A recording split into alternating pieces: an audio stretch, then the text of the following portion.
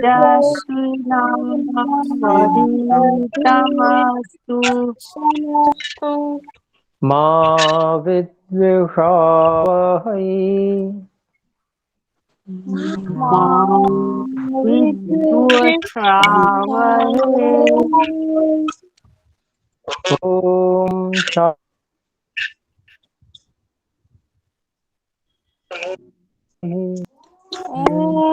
ओम शांति शांति शांति।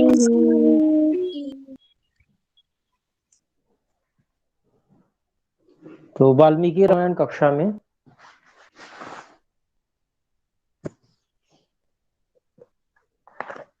14वां नहीं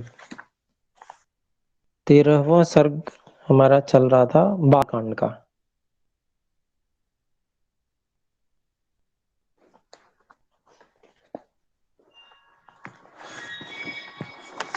तो बालकांड के इस 13वें सर्ग में महर्षि विश्वामित्र जी राम और लक्ष्मण को लेकर चलते हैं और मार्ग का वर्णन है और साथ में एक विद्या का और दान करते हैं। वो विद्या है जो जिसका वर्णन आ जाएगा, वो है बला और अतिबला।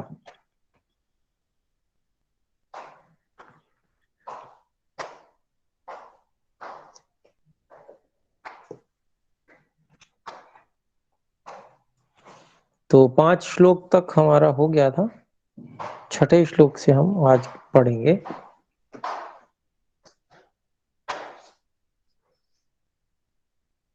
तो 6ठा श्लोक में पढ़ रहा हूं।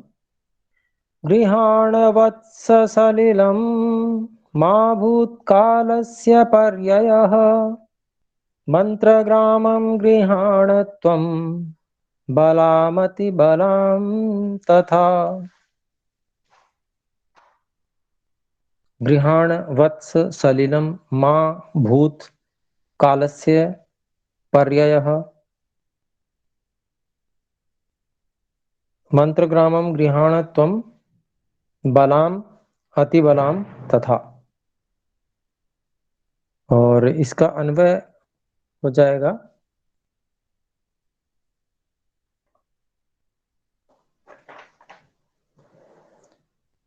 वत्स सलिलम तथा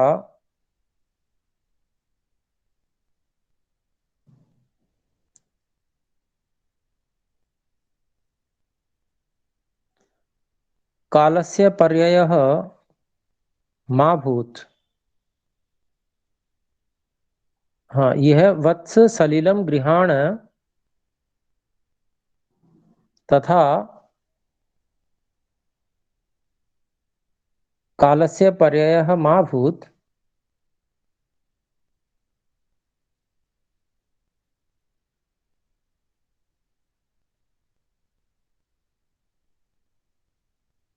और फिर है त्वम बलाम तथा अतिबलाम मंत्रग्रामम गृहाण।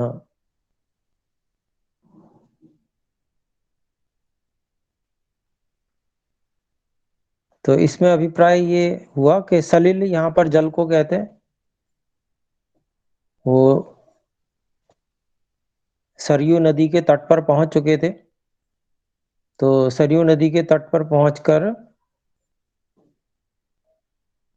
महर्षि विश्वामित्र जी उनसे बोलते हैं, राम और लक्ष्मण से, कि आप जो है जल ले लीजिए आचमन आदि करने के लिए,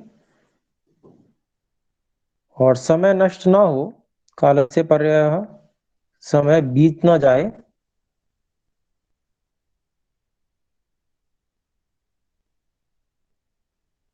इस कारण से आप जल ले लीजिए। फिर उसके बाद कहते हैं, तुम बल बला और अतिबला, इसका जो मंत्र समूह है इसको ग्रहण करो। मंत्र ग्रामम। तो बला और अतिबला ये दो औषधियां हैं विशेष रूप से, जिनका वर्णन आयुर्वेद में भी आता है। तो उनके विषय में ही, उनका उपयोग किस प्रकार से किया जाए जिससे शरीर में बल अत्यंत बढ़ जाए, तो उसी संबंधित जो सूक्ष्म बातें होंगी उन्हीं को यहाँ पर मंत्र समूह के बारे में कहा है। उनके उपयोग संबंधी किस प्रकार से उनका उपयोग किया जाए जिससे कि शरीर का बल अत्यंत बढ़ जाए। तो ये सब विद्याएं जानते थे, इसीलिए 14,000 राक्षसों से अकेले राम और लक्ष्मण लड़ पाए।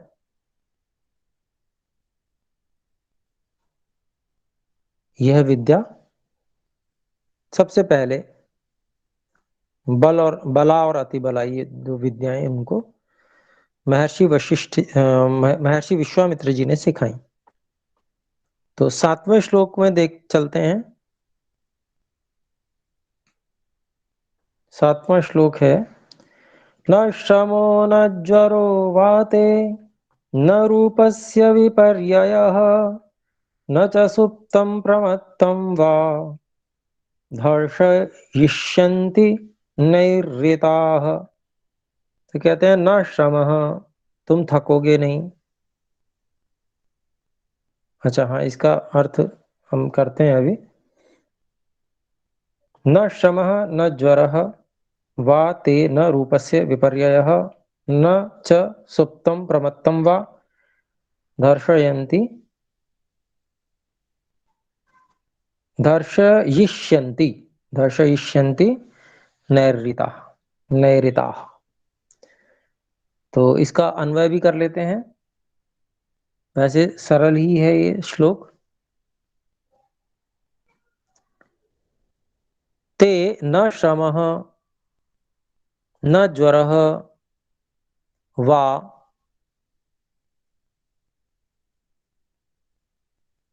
न रूपस्य विपर्ययः भविष्यति। और फिर कहते हैं कि नैर्ऋताः न च सुप्तं प्रमत्तं वा दर्शयिष्यन्ति। तो अभिप्राय क्या हुआ कि ते, तुमको थकान नहीं होगी। न श्रमः, तुम थकोगे नहीं। थकान किस कारण से होती है? जब वात रुक जाती है, थकान उसी को कहते हैं। थकान और दर्द, अनुलोमन नहीं होता, उसी को थकान कहते हैं। जब तक अनुलोमन होता रहेगा तब तक थकान नहीं होगी, शरीर में सामर्थ्य रहेगी, स्निग्धता आदि रहती है जब शरीर में, तो वात का अनुलोमन होता रहता है सभी नस नाड़ियों में, ठीक प्रकार से प्रवाह होता रहता है, तो थकान नहीं होती है, शक्ति रहती है शरीर में। और जब स्निग्धता समाप्त होने लगती है तो वायु का अनुलोमन भी होना कम हो जाता है, थकान बढ़ने लगती है। तो ये जो औषधियां हैं बला और अतिबला, ये स्निग्ध औषधियां हैं,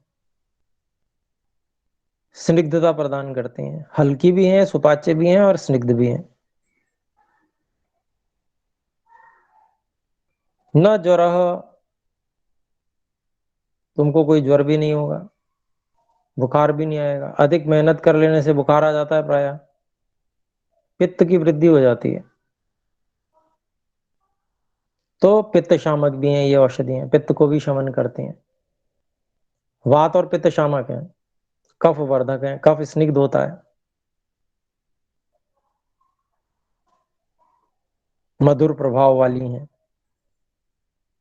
फिर आगे कहते हैं न रूप से विपर्य, न आपके रूप में परिवर्तन आएगा।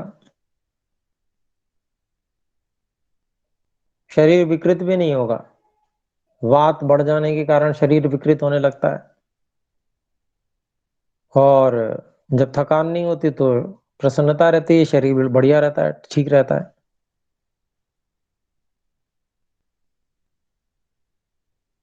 और फिर कहते हैं कि जो राक्षस लोग हैं, नैऋताः राक्षस के लिए कहा गया है, वो सुप्तम प्रमत्तम वा, चाहे आप सोते हुए हो या असावधान हो तब भी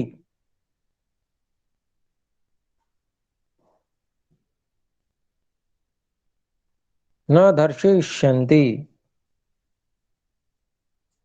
आपको दबा नहीं सकेंगे राक्षस।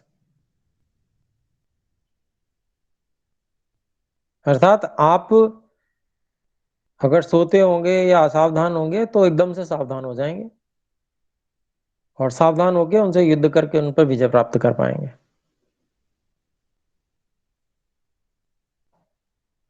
अर्थात ये हल्की औषधियां हैं, इसका अभिप्राय ये हुआ हल्की होने के कारण से इनका सेवन करने से कोई ऐसा आलस्य नहीं आ जाएगा कि आदमी, जैसे कहते हैं कहावत है, घोड़े बेच के सो रहा है, उसको 2000 लोग मिलके हिलाते हैं तब भी वो जगता नहीं है, ऐसी नींद नहीं आएगी। अगर असावधान भी हो गए, थोड़ा बहुत सोओगे भी, तो थोड़ी सी नींद लेने में ही आपका सारी थकान दूर हो जाएगी। और अगर कोई आक्रमण करता है तो आप तुरंत उस पर कार्रवाई कर लेंगे। तो यह जो उसके लाभ बता रहे हैं विद्या के, बला और अति बला जो विद्या है।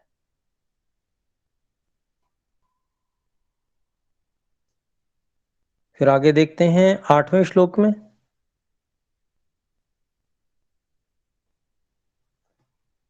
न बाह्वोः सदृशो वीर्ये पृथिव्यामस्ति कश्चन, त्रिषु लोकेषु वा राम न भवेत् सदृशस्तव।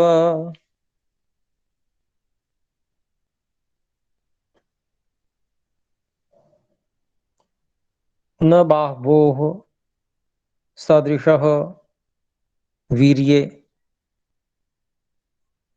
पृथिव्याम् अस्ति कश्चन, त्रिषु लोकेषु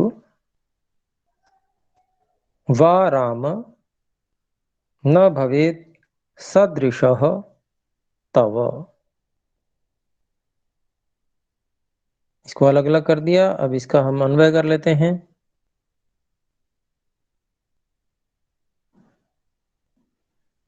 कहते हैं पृथिव्याम कश्चन,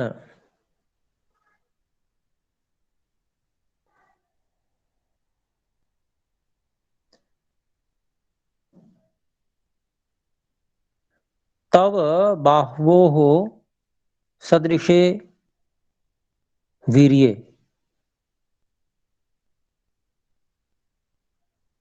नास्ति, न अस्ति। और अगली पंक्ति में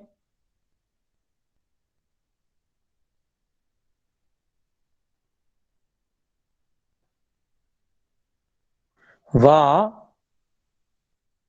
त्रिषु लोकेषु तव सदृशः न भवेत्।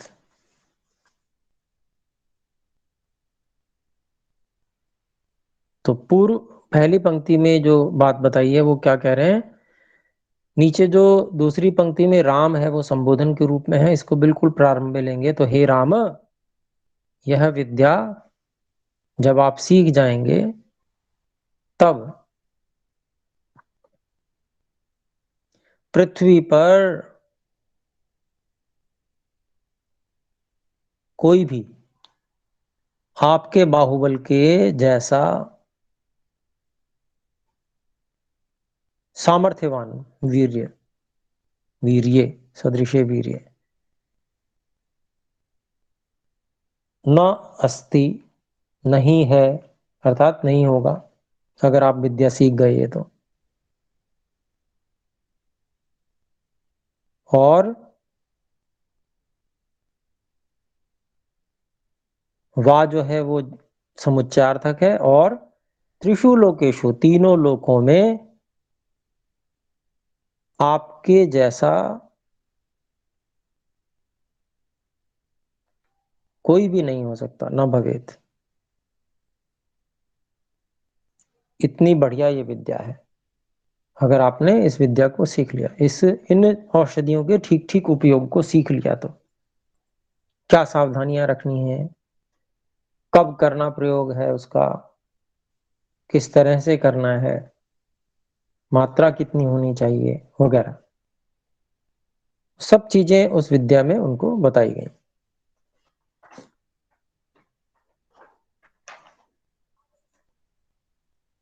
तो 9वां श्लोक देखते हैं। न सौभाग्ये न दाक्षिण्ये न ज्ञाने बुद्धि निश्चये नोत्तरे प्रतिवक्तव्ये समो लोके तवानघ।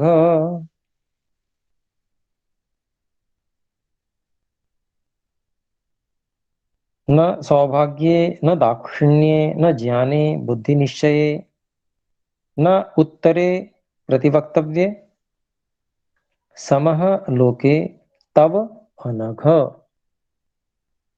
तो अनघ यह संबोधन है, हे पाप रहित। यहां से हम आरंभ करते हैं इसका अन्वय। अनघ तव समः लोके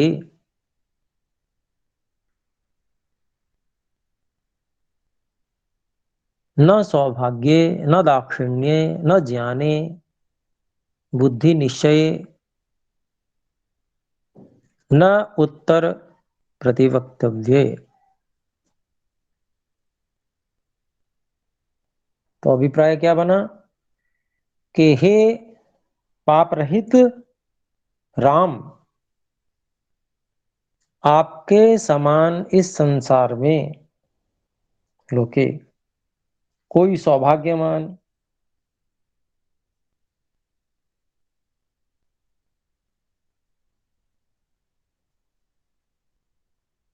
न दाक्षिण्य और ना ही कोई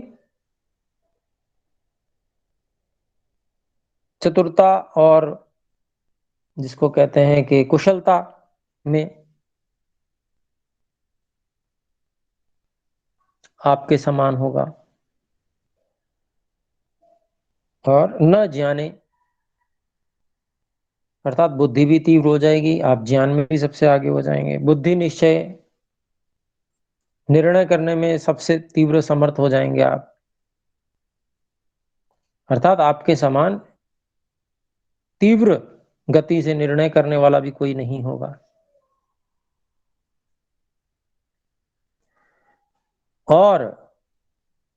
और ना ही उत्तरे प्रति वक्तव्य, किसी प्रश्न का उत्तर देने में जो तेजी से उत्तर दिया जाता है, तुरंत उत्तर, वो भी आपके समान कोई भी संसार में नहीं होगा।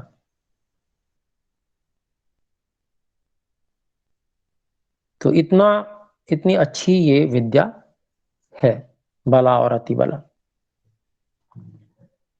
फिर 10वें श्लोक में देखते हैं। 10वां श्लोक कहते हैं, बला चाति बला चैव सर्व ज्ञानस्य मातरौ क्षुत्पिपासेन ते राम भविष्येते नरोत्तम।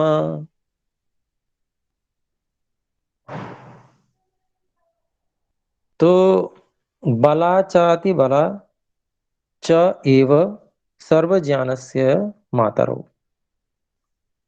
क्षुत्पिपासे न ते राम भविष्येते नरोत्तमः। तो नरोत्तमः और रामः ये संबोधन है। तो इनको हम प्रारंभ में लेते हैं। आइए इसका अन्वय करते हैं। हे नरोत्तम रामः सर्व ज्ञानस्य मातरौ, बला च अतिबला च एव,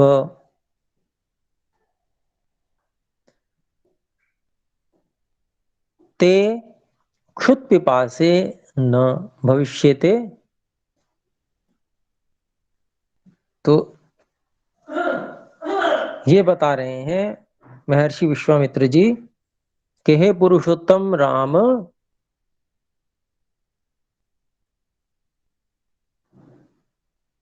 ये दोनों विद्याएं, बला और अतिबला, जो ये दो विद्याएं हैं, ये सर्व ज्ञानस्य मातरौ, सभी ज्ञानों की माँ है। माँ कौन होती है? रक्षा करने वाली। सभी ज्ञानों की माँ मतलब सभी ज्ञानों की रक्षा करने वाली है।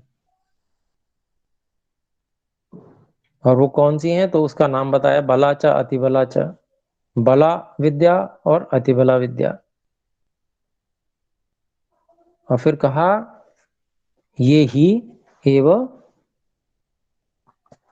ते, तुम्हारी क्षुत पिपासे, भूख और प्यास न भविष्यते, ये दोनों भूख और प्यास तुम्हें नहीं होंगे। अर्थात ये जो विद्या है आप सीख लेंगे तो आपको भूख और प्यास भी सताएंगी नहीं।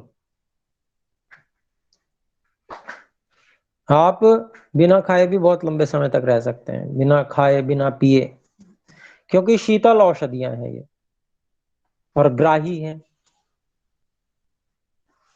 तो जो शीतल औषधि होती है वो शांत रखती है शरीर को,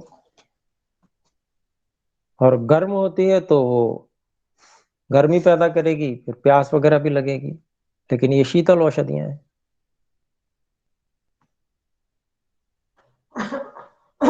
तो ये जो है बात इस रूप में महर्षि विश्वामित्र जी ने बताई।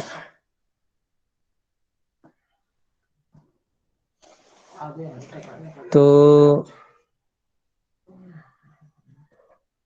इसके बाद में हमारा 11वां श्लोक है। 11वां श्लोक को हम पढ़ रहे हैं। बलामतिबलां चैव पठतस्तात राघव, विद्याद्वयमधीयाने यशश्चाथ भवेद्भुवि। तो बलाम अतिबलाम च एव पठतः तात राघव, विद्याद्वयम अधीयाने यशः च अथ भवेत् भुवि। ये अन्वय कर दिया मैंने, और इसका अभिप्राय है, इसका अब हम अन्वय करते हैं। तो अन्वय में हम इस प्रकार से करेंगे, हे तात राघव,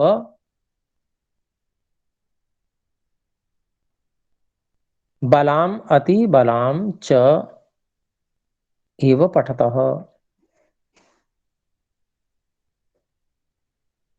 अथ च विद्याद्वयम् अधीयाने भुवि यशः भवेत्।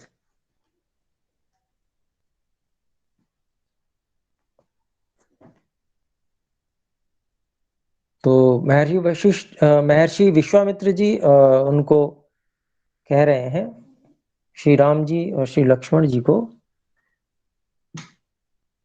मुख्य रूप से श्री राम जी को संबोधन हो रहा है। तो हे रक्षा करने वाले राघव श्री राम, बलाम अति बलाम च एव पठतः, बल और बला और अतिबला, इन दो विद्याओं को ही आप पढ़ें। क्यों? और इन विद्याद्वयम, इन दो विद्याओं को पढ़ते हुए आप संसार में, भुवि संसार में यश को प्राप्त करेंगे, यश आपका हो जाएगा। तो ये बात उन्होंने विद्याओं को पढ़ने से संबंधित बताई कि भाई इन विद्याओं को पढ़ेंगे तो आपका निश्चित रूप से संसार में यश हो जाएगा, क्योंकि ये विद्याएं ऐसी हैं कि आपके अंदर बहुत सामर्थ्य प्रदान कर देंगे। तो जब आप में सामर्थ्य हो जाएगा तो आप अच्छे कार्य कर पाएंगे। जब आप अच्छे कार्य कर पाएंगे, संसार में रक्षा कर पाएंगे, लोगों की रक्षा कर पाएंगे अच्छे, और जो ऋषि महर्षि लोग हैं उनकी रक्षा करेंगे और दुष्टों को दंड देंगे, तो निश्चित रूप से आपका यश होगा। ये विद्या के माध्यम से यश बढ़ेगा, इस बात को कहकर विद्या में रुचि उत्पन्न कर रहे हैं, जिससे कि विद्या को अच्छे से पूरी शक्ति लगा के सीखें। फिर है 12वां श्लोक। 12वें श्लोक में बताया, ततो रामो जलम सृष्ट्वा प्रहृष्टवदनः शुचिः प्रतिजग्राह ते विद्ये महर्षे भावितात्मनः।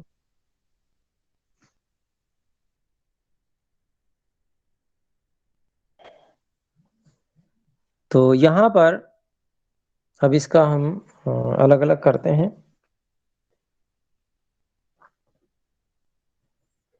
ततः रामः जलं सृष्ट्वा प्रहृष्टवदनः शुचिः प्रतिजग्राह ते विद्ये महर्षेः भावितात्मनः। इसका हम अन्वय करें। ततः प्रहृष्टवदनः रामः जलं स्पृष्ट्वा शुचिः भूत्वा, भूत्वा का अध्यय कर लिया, भावितात्मनः महर्षेः ते विद्ये प्रतिजग्राह। तो कहा कि वहां से, अर्थात उस नदी, जहां सरयू नदी के तट पर वो थे, तो उस नदी के तट पर वहां के ये सब बातें सुनकर जो प्रसन्न हो गए, ऐसे प्रहृष्ट वदन वाले, खिले हुए चेहरे वाले, ऐसे राम ने जलम स्पृष्ट्वा, जल को लेकर, जल से जो आचमन इत्यादि करते हैं और शुद्ध होते हैं, तो वो सब काम उन्होंने किए। जल को स्पृष्ट्वा वैसे छूकर हुआ, लेकिन जल के द्वारा जो भी कार्य करने हैं वो सारे करके, शुचि ही भूत्वा, अच्छे साफ सुथरे होकर, फिर भावित आत्मनः, जिन्होंने आत्मा का साक्षात्कार कर लिया है, जान लिया है जिन्होंने, ऐसे महर्षि से, महर्षि, ऐसे महर्षि विश्वामित्र से, ते विद्ये, उन दोनों विद्याओं को, प्रतिजग्राह, ग्रहण किया, प्राप्त किया। तो ऐसा लग रहा है जैसे कोई वस्तु प्राप्त की हो, तो वस्तु नहीं, उनसे समझा, और जल आदि का स्पर्श करने से जो आलस्य इत्यादि है वो निवृत्त हो जाता है। तो हाथ मुंह धोकर, जिससे कोई भी बिल्कुल भी संभावना ना हो लापरवाही की, पूरी सावधानी के साथ में ऋषि से विद्या का ग्रहण करें। तो इस प्रकार से सावधान होकर उन्होंने महर्षि विश्वामित्र से बला और अतिबला, इन दो विद्याओं को ग्रहण किया। 13वें श्लोक में आते हैं, विद्या समुदितो रामः शुशुभे भूरि विक्रमः सहस्ररश्मिर्भगवान् शरदीव दिवाकरः।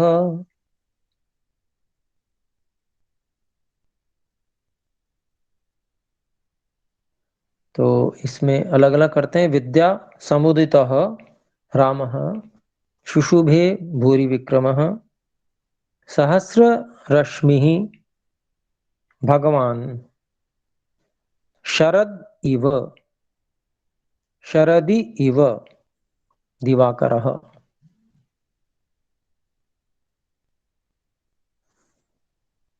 शरदि, ये सप्तमी विभक्ति है, शरदि इव दिवाकरः।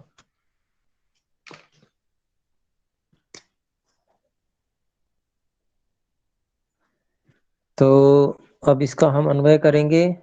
विद्या समुदितः भूरि विक्रमः रामः तथैव शुशुभे। तथैव का मैंने अध्याहार कर लिया। यथा सहस्र रश्मिः भगवान दिवाकरः शरदि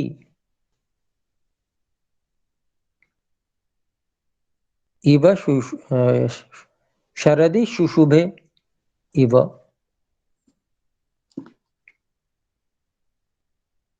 तो इव के अर्थ में हमने तथैव और यथा लगा दिया तो उसका अर्थ वहां पर लग ही गया। तो हाँ, इसका अर्थ करते हैं कि विद्या समुदितः भूरि विक्रमः रामः, जिसने विद्या को प्राप्त कर लिया है, अर्थात जिसमें विद्या का उदय हो गया है, ऐसे बहुत ही विशेष पराक्रमी जो श्री राम हैं, वैसे ही सुशोभे, वैसे ही सुशोभित हुए।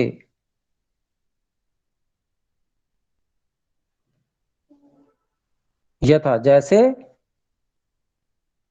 सहस्र रश्मि ही भगवान, हजारों किरणों वाले भगवान दिवाकर सूर्य शरदी शीतकाल में सुशोभित होते हैं।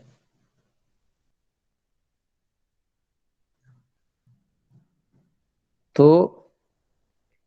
अलंकार, अलंकारिक वर्णन है, अलंकार का प्रयोग किया है यहाँ पर। कैसे शोभायमान हो रहे थे विद्या को प्राप्त किए हुए श्री राम जी। ओम गुरुजी। जी कहें। जी, आपने ये उच्चारण किया ना, सहस्त्र रश्मि भगवान शरदीव, इसमें ये जो न, ये वर्ण का क्या मतलब, क्या चीज है जिसका न उच्चारण हो रहा है? यहाँ पर जो श्लोक है 13वां, इसमें य है भगवान, जी है ना। तो ये यकार है, ये यकार को नकार कर दिया है। हमने जब संधि को तोड़ा तो य को न कर दिया। तोड़ने से, संधि से के कारण से वो य हुआ और य को हमने न कर दिया। क्यों जी हुआ ये? गुरुजी। एक सूत्र व्याकरण में है, अनुस्वारस्य यई पर सवर्ण। तो पर सवर्ण आदेश करने वाला है। तो यहाँ पर जो नकार था, उस नकार को पर सवर्ण आदेश हुआ। तो श है, और श कैसा है व्याकरण में? इचु यशास तालव्य, तालु से बोला जाता है ना श, ये वाला श। तो तालु से ही च छ ज झ य, जो य बोला जाता है, वो यहाँ पर हमें दिख रहा है संधि के कारण से, है ना। तो उसी को जब हमने संधि तोड़ी तो हमने वापस न कर दिया। तो भगवान शरद, शरदी इव दिवाकर, जैसे शीतकाल में भगवान सूर्य सुशोभित होते हैं। तो शीतकाल में विशेष रूप से सूर्य का महत्व रहता है ना, कि सूर्य जो है वो उसकी, उसका प्रकाश और उसकी जो ऊष्मा है वो सुख देने वाली होती है। तो उसी तरह से उसका यहाँ पर बुक किया जा रहा है।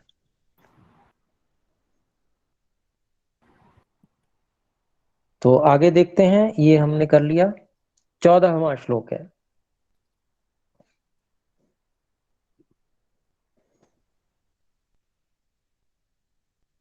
गुरु कार्याणि सर्वाणि नियुज्य कुशिकात्मजे ऊषुस्तां रजनीं तीरे सरैवां सुसुखं त्रयः।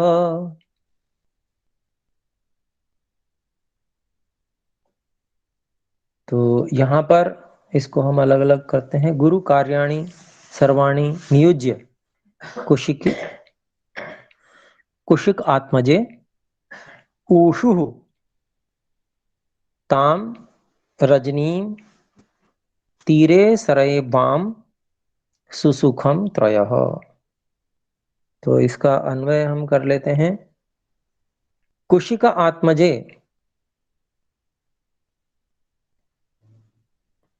सर्वाणि गुरु कार्याणि नियुज्य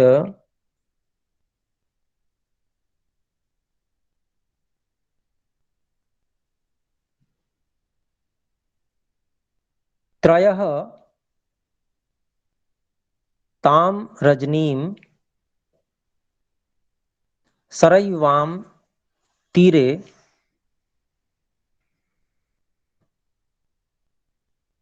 सुसुखम ऊषुः।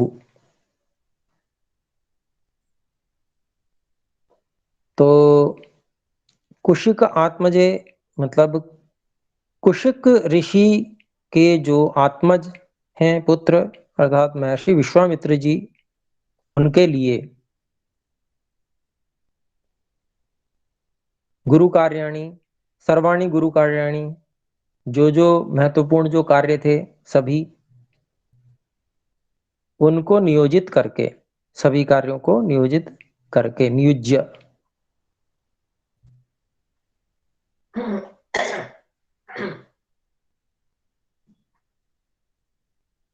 त्रयः तीनों, तीन लोग थे वो,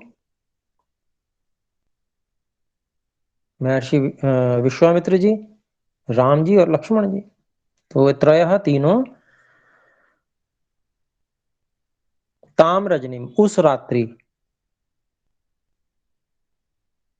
जब वो अयोध्या से चले थे और वहां सरयू के तट पर पहुंचे थे, फिर उन्होंने विद्या प्राप्त की, है ना, संध्या उपासना आदि जो भी करनी, सायंकाल वो सब कुछ करके और जो विद्या प्राप्त की इत्यादि करके और फिर रात्रि हो गई तो उन्होंने वहीं पर विश्राम किया।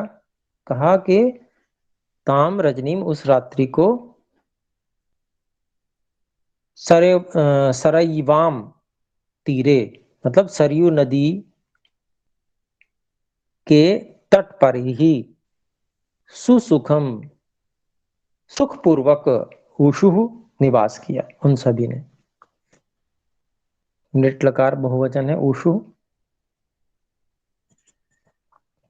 तो इस प्रकार से वहां विश्राम किया। यहां पर ये आपका त्रयोदश सर्ग पूरा हो जाता है। तो अब 14वें सर्ग में फिर उन्होंने एक आश्रम में विश्राम किया है, वो शिव आश्रम कहलाता था। तो उसका विवरण यहां पर हम देख रहे हैं। तो पहला श्लोक है,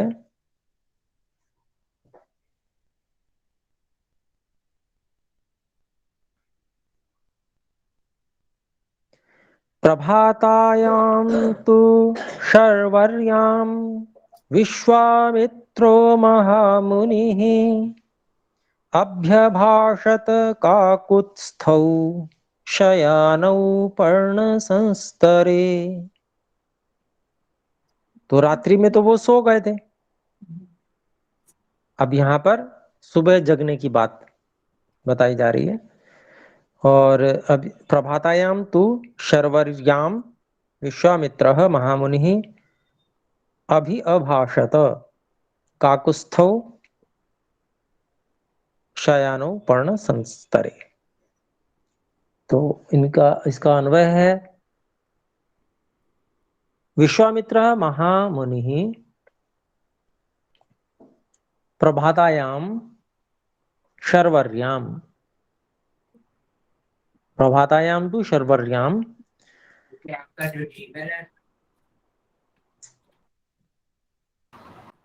पर्णे संस्तरे काकुस्थौ शयानौ अभि अभाषत। तो ये अभिप्राय हुआ कि जो विश्वामित्र महामुनि हैं विश्वामित्र मित्र महामुनि ने प्रातः काल की जो संधि वेला होती है, संधि काल दो होते हैं, सुबह की और शाम की। तो सुबह वाली जो संधि वेला है उसमें, अर्थात सुबह सूर्योदय होने को है तो वो संधि काल कहलाता है, हो रहा है जब, तो उस समय में संध्या काल में पर्ण संस्तरे पत्तों के बिछौने पर शयानौ सोते हुए काकुत्स्थौ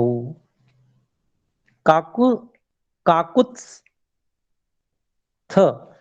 नामक राजा के जो वंशज हैं, ये दो, राम और लक्ष्मण, तो द्विवचन आया। काकुत्स्थ नामक राजा के जो दो वंशज हैं उनको अभि अभाषत, उनको ये बात कही। क्या कहा, वो अगला श्लोक है। तो बड़े मृदुभाषी थे विश्वामित्र जी भी, बहुत प्रेम से बोलते थे। तो वही बात यहाँ पर बताई जा रही है। दूसरा श्लोक है, कौसल्या सुप्रजा राम पूर्वा संध्या प्रवर्तते उत्तिष्ठ नरशार्दूल कर्तव्यम दैवमाह्निकम्।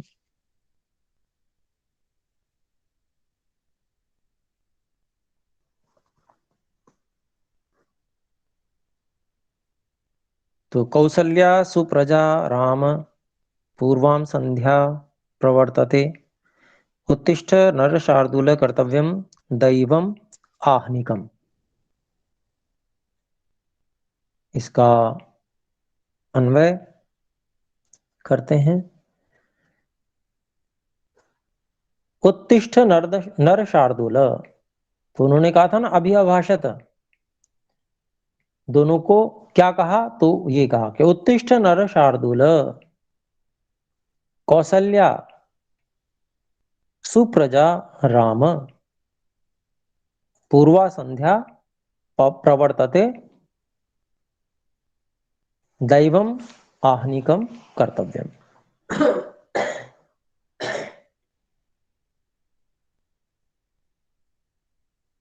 तो हे नरसिंह, नर शार्दूल उत्तिष्ठ, उठो। कौसल्या के उत्तम पुत्र हे राम,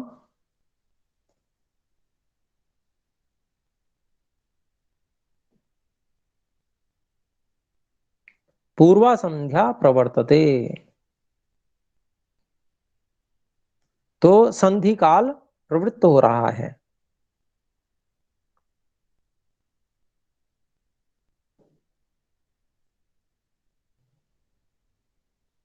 फिर कहा, आदेश किया, दैवम आहनिकम कर्तव्यम, तो जो दिनचर्या है और जो नित्य कर्तव्य हैं, संध्या उपासना इत्यादि, वो सब कर्तव्यम करना चाहिए। तो आदेश दे रहे हैं, कर लीजिए कर्तव्यम। तो ऐसा उन्होंने प्रेम से श्री राम जी को आदेश दिया। आगे अगला श्लोक तीसरा है, तस्य ऋषेः परमोदारं वचः श्रुत्वा नृपात्मजौ स्नात्वा कृतोदकौ वीरौ जेपतुः परमं जपम्।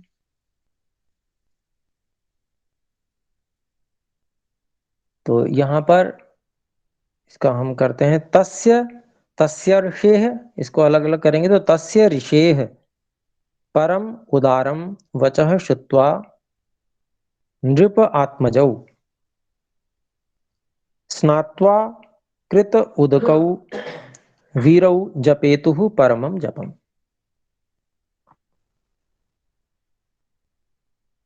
अन्वय है तस्य ऋषेः परम उदारं वचः श्रुत्वा नृप आत्मजौ स्नात्वा वीरौ कृत उदकौ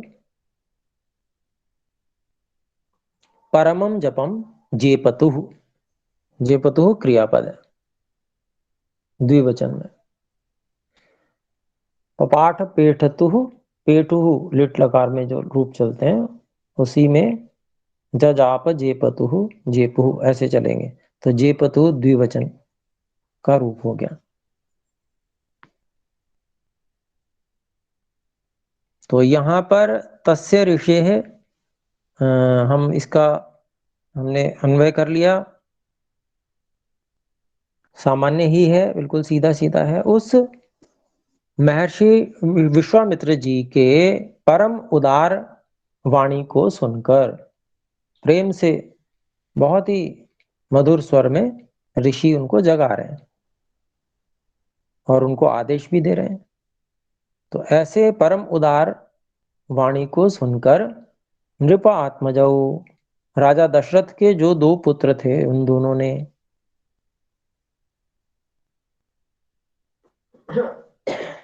स्नात्वा वीरौ कृत उदकौ, वो दोनों वीर जो हैं वो नहा धोकर और जो आचमन इत्यादि कार्य होते हैं वो सब करके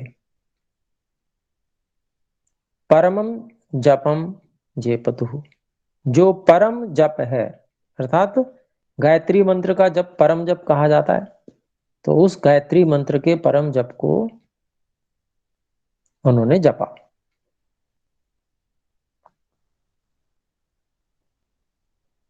तो चौथा श्लोक अब पढ़ते हैं।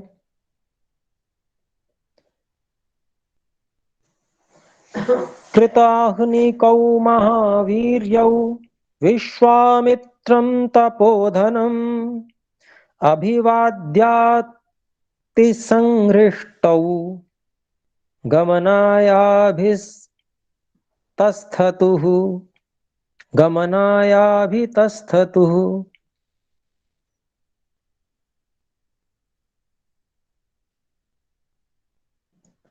अलग अलग करते हैं। कृत आहनिकौ महावीर्यौ विश्वामित्रं तपोधनम अभिवाद्य अति संहृष्टौ गमनाय अभितस्थतुः।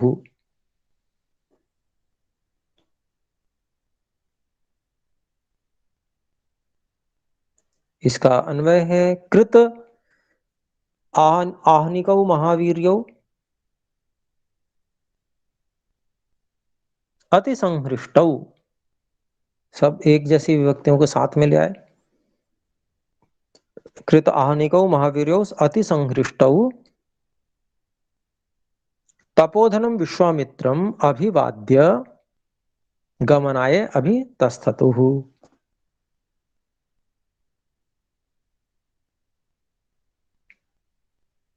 तो जिन्होंने दैनिक कर्म आहनिकौ कर लिए हैं, ऐसे दोनों आहनिकौ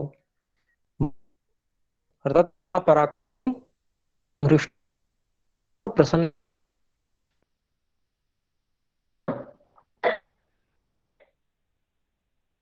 दोनों राजकुमार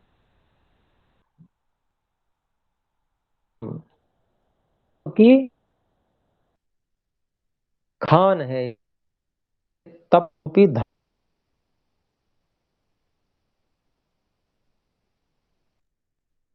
विश्वामित्र जो महामुनि हैं, महर्षि हैं, उनको अभिवादन करके चरण वंदना करके गमनाय चलने के लिए अभितस्थतुः उपस्थित हो गए, प्रस्तुत हो गए। तो ये भी लिट लकार का ही रूप है, और स्था धातु इसमें हमें साफ दिख रही है। तो आगे चलते हैं, 5वां श्लोक। तौ प्रयान्तौ महावीर्यौ दिव्यां त्रिपथगां नदीं ददृशास्ते ततस्तत्र सरैवाः संगमे शुभे।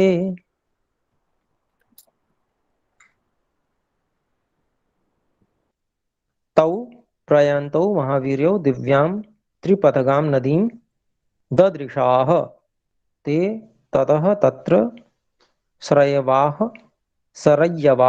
संगमे शुभे।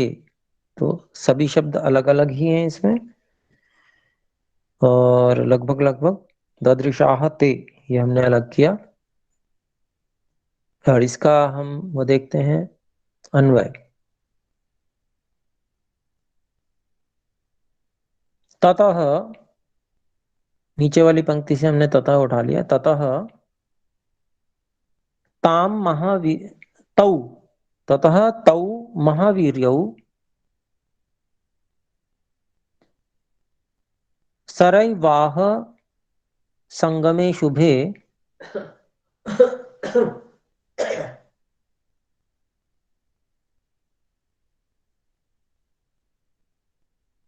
प्रयान्तौ।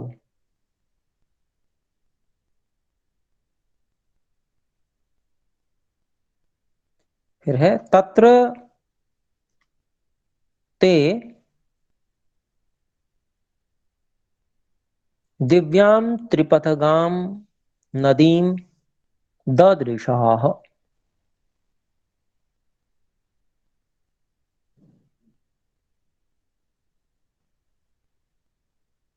तो इसका अभिप्राय देखते हैं। ततः, वहां से, जब वहां से चल दिए तो वहां से जैसे बढ़े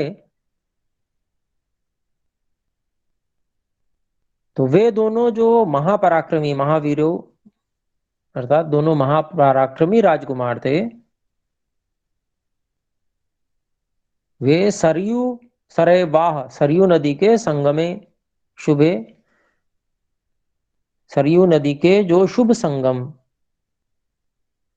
था उस पर प्रयांतौ पहुंच गए।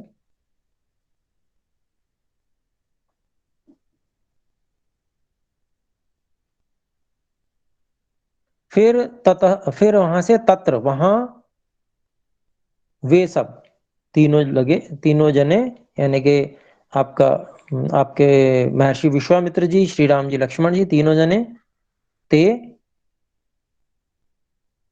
दिव्याम त्रिपथगाम नदीम ददृशाह। तो उन्होंने वहां पर दिव्य त्रिपथगाम, जो 3 पथों पर जाती है ऐसी नदी अर्थात गंगा नदी को ददृशाह देखा। तो वो दोनों चलते चलते जो है सरयू नदी के संगम, शुभ संगम वाले स्थान पर पहुंचे, और वहां पर उन तीनों ने फिर जो दिव्य त्रिपथगा गंगा नदी थी उसको तीनों ने देखा। तो वहां पर सरयू नदी और गंगा नदी का संगम होगा, तो वहां पर उन्होंने देखा, गंगा नदी को भी देखा। तो 6वां श्लोक है।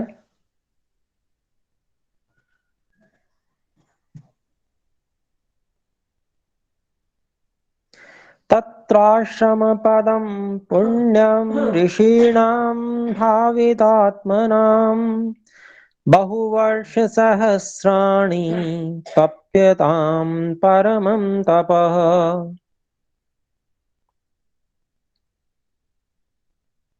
तत्र आश्रमपदं पुण्यं ऋषीणां भावितात्मनां बहुवर्षसहस्राणि तप्यतां परमं तपः।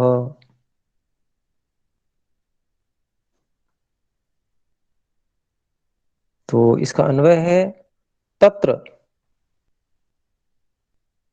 बहुवर्ष सहस्राणि परमं तपः तप्यताम्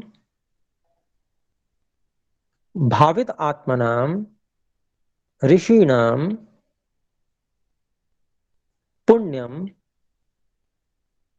आश्रम पदम आसीत। आसीत का हमने अध्याय कर लिया। तो जो संगम गंगा जी और पवित्र सरयू नदी का जो संगम था उस जगह की बात कर रहे कि वहां पर तत्र, वहां पर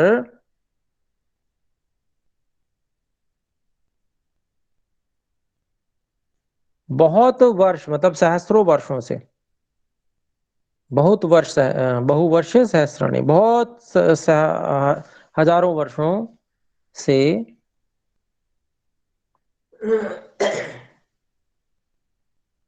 परमम तपः, वहां पर ऋषि लोग परम तप करते थे।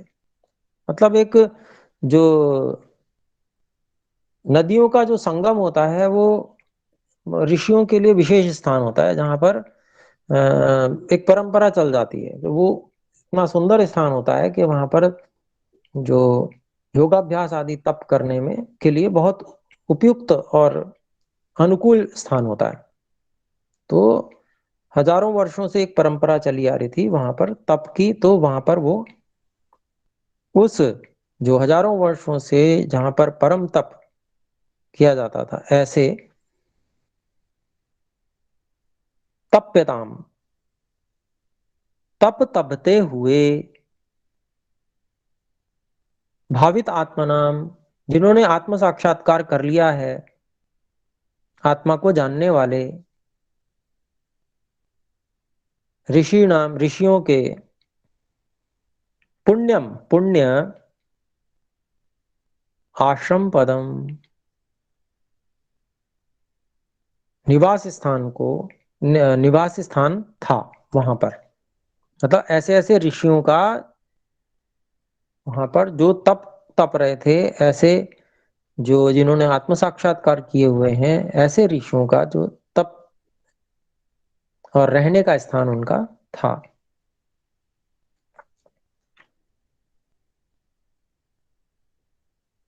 तो आज इतना ही रखते हैं।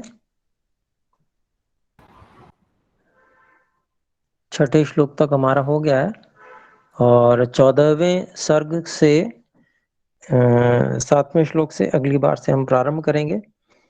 तो आज जो विशेष बातें हैं वो विशेष आज मुख्य रूप से बला और अतिबला, ये जो दो विद्याएं हैं उन्हीं के विषय में है। और यद्यपि आज भी यदि आयुर्वेद में खोज करें तो ये विद्याएं अभी भी पुनर्जीवित की जा सकती हैं, कोई बहुत बड़ी बात नहीं है। पर बात यह है कि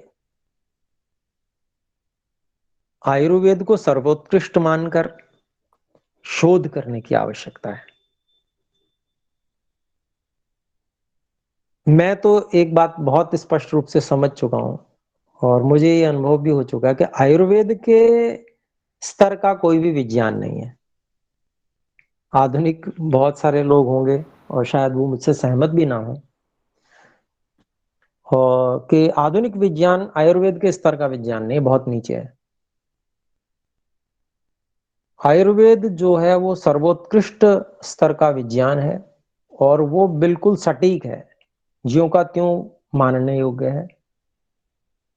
तो उस पे कार्य होना चाहिए, उसका अध्ययन होना चाहिए। और बड़े बड़े विद्वान हैं हम लोगों के बीच में ही, बहुत अच्छे अच्छे विद्वान हैं, बहुत बुद्धिमान लोग हैं जिन्होंने बहुत समय आधुनिक शिक्षा में लगाया है। तो जो शिक्षा में, आधुनिक शिक्षा में समय लगाया भी है, वो समय वो भी व्यर्थ नहीं है, उससे बुद्धि का विकास भी हुआ है। लेकिन अब जो जो हमारा क्षेत्र है, उस क्षेत्र में संस्कृत भाषा को बढ़िया से सीख कर और जो अपने ऋषियों के ग्रंथ हैं उस पर समय लगाने का समय है। तो निश्चित रूप से हमें ऐसे ऐसी चीजें मिलेंगी, इतिहास और ऋषियों के ग्रंथों को, जो सैद्धांतिक ग्रंथ हैं उनको, जैसे आयुर्वेद आदि सैद्धांतिक ग्रंथ हुए, इनसे जब हम ऊहा से सब चीजों को देखते हैं, समझते हैं, तो जैसे मुझे तो इसका बला और अतिबला रूपी विद्या का तो मुझे एक बार को तो समझ लीजिए कि साक्षात्कार है। कैसे साक्षात्कार हुआ वो भी अनजाने में। अब यहाँ पर ये विद्याएं होती हैं, ये तो मुझे अब वाल्मीकि रामायण पढ़ने से सब पता चला। उस समय मुझे पता भी नहीं था। मैंने केवल आयुर्वेद का अध्ययन किया था और मैंने उपवास किया बहुत लंबा, बहुत बड़ा उपवास किया था। दिल्ली में था उस समय में, तो शरीर एकदम कमजोर हो गया, बहुत अधिक कमजोर। ऐसा समझ लीजिए कि मैं 3 कदम शायद चलता हूं तो मुझे थकान होती होगी, लेकिन मैंने पहले सब व्यवस्था करके रखी हुई थी और अकेला ही था, स्वयं ही सब कुछ करना होता था मुझे। तो मैंने बला अति बला ये सब पहले से औषधियों की व्यवस्था करके रखी हुई थी और उसका क्वाथ बनाकर, और मैंने जो खिचड़ी बनाते हैं उस क्वाथ में खिचड़ी बनाई, जैसा कि विधान है आयुर्वेद में। और मुझे खुद आश्चर्य हुआ कि जो मैं 2-3 कदम चल नहीं पा रहा था, मतलब इतना अधिक कमजोरी आ गई थी, और मैं मतलब उसी शाम को आराम से खूब लंबा टहल के आया। तो एक आश्चर्य की बात है, मतलब खोज का विषय ये है कि इतनी जबरदस्त चीजें हैं हमारे पास में, और लेकिन हमारा अनुसंधान उस पर बहुत कम है। और अपने जो हमारी जो विरासत है, हमारा जो कुछ हमारा है वास्तव में, उसको छोड़कर हम जो बिल्कुल बेकार की चीजें हैं उसमें बहुत सारा समय नष्ट कर रहे हैं। तो अपनी चीजों को समझना, उन पे विशेष समय लगाना, और तो अभिप्राय ये हुआ कि उसमें शोध कार्य भी होने चाहिए। जो जैसे मान लीजिए महर्षि विश्वामित्र जी ने शोध कार्य किया होगा, तभी तो बला और अतिबला नामक विद्या का आविष्कार उन्होंने किया, या वो लेकर आए और श्री राम जी को दिया उन्होंने। उस पे कार्य नहीं किया होगा, अनुसंधान नहीं किया होता तो कैसे देते। वही अनुसंधान फिर से किया जा सकता है, और बहुत कुछ तो किया हुआ हमारे पास में है। जो पुस्तकें हैं उनमें उसके गुण कर्म स्वभाव सब दे रखे हैं। तो